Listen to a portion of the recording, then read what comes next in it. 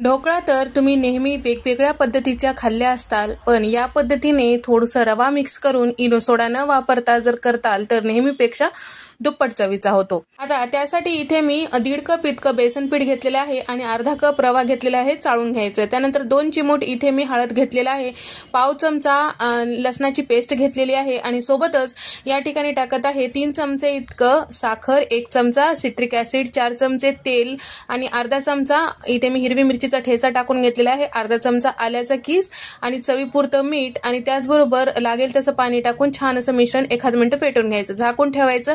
ज्या डब्यामध्ये ढोकळा वाफून घ्यायचं त्याला तेल लावून घ्यायचं आणि एका पातेल्यामध्ये पाणी टाकून स्टँड ठेवून घ्यायचं। त्यानंतर इथे मी 2 चमचे इतकं बेकिंग पावडर टाकून घेतलेलं आहे, सगळं छान व्यवस्थित मिक्स करायचं।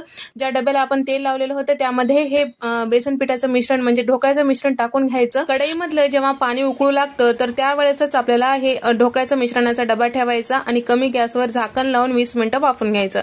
20 मिनिटांनंतर तुम्ही बघू शकता मस्त ढोकळा तयार झालेला आहे। थंड झालं की आपल्याला याला पलटून घ्यायचं आहे। त्यानंतर फोडणीसाठी तडका पॅन मध्ये तेल टाकून घेतलेलं आहे, मोहरी टाकून घेतलेली आहे आणि त्याचबरोबर कढीपत्ता, हिरवी मिरची आणि तीळ टाकून घेतलेला आहे, अर्धा चमचा साखर टाकून घेतलेला आहे आणि त्याचबरोबर थोडं पाणी टाकून घेतलेलं। पाण्याला उकळी आलं की आपल्याला गॅस बंद करायचा आहे आणि ढोकळ्यावर टाकून घ्यायचं। व्हिडिओ आवडल्यास व्हिडिओला लाईक करा, शेअर करा, सबस्क्राईब करायला विसरू नका।